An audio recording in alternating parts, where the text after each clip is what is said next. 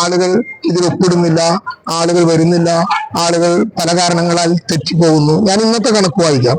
നമ്മൾ 3 ഫേസുകളിലായി തൽക്കാലം ഇപ്പോൾ നിശ്ചയിച്ചിട്ടുള്ളത് 402 പേരെയാണ്.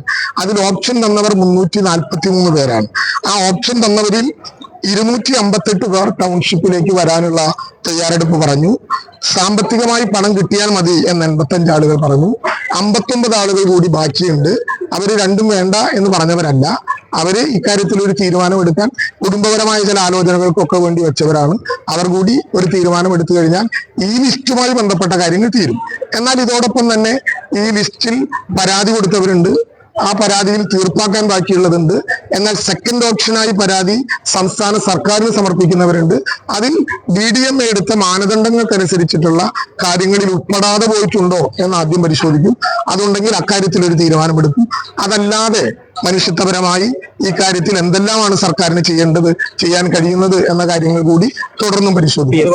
പരിശോധനയ്ക്ക് വന്നപ്പോൾ മന്ത്രി പറഞ്ഞത് കേന്ദ്രം ഇല്ലെങ്കിലും ഞങ്ങൾ ഈ പുനരധിവാസവുമായി ബന്ധപ്പെട്ട് മുന്നോട്ട് പോകുന്ന വെല്ലുവിളിയോടെ നമ്മൾ പറഞ്ഞാൽ ഇപ്പൊ അത് ഏറെക്കുറെ ഫലവത്തായിരിക്കാം. ഇപ്പോഴും കേന്ദ്രത്തിന് മുമ്പിൽ നമ്മൾ അവതരിപ്പിക്കുകയാണ്. കേന്ദ്രത്തിന് മുമ്പിൽ അവതരിപ്പിക്കുന്നതിന് ഒറ്റ കാര്യമേ ഉള്ളൂ. ഇന്ത്യയുടെ 143 കോടി വരുന്ന ജനസംഖ്യ 3.5 കോടി മലയാളിയും കൂട്ടിയതാണ്.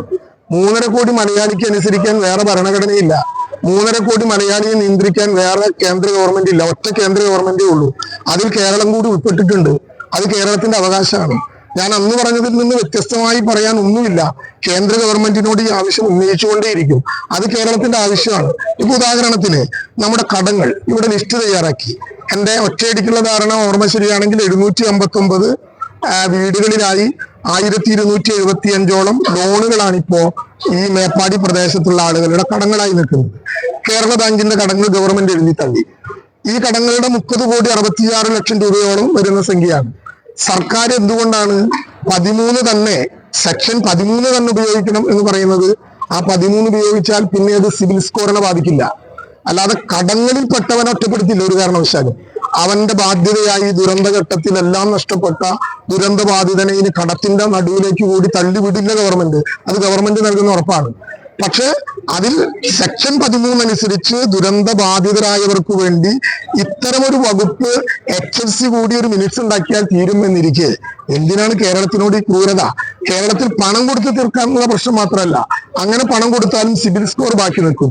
ഇങ്ങനെ പ്രഖ്യാപിച്ചാൽ അവർക്ക് പുതിയ കടങ്ങൾ എടുക്കാനുള്ള അവകാശം ഉൾപ്പെടെ ലഭ്യമാകും. അതുകൊണ്ടാണ്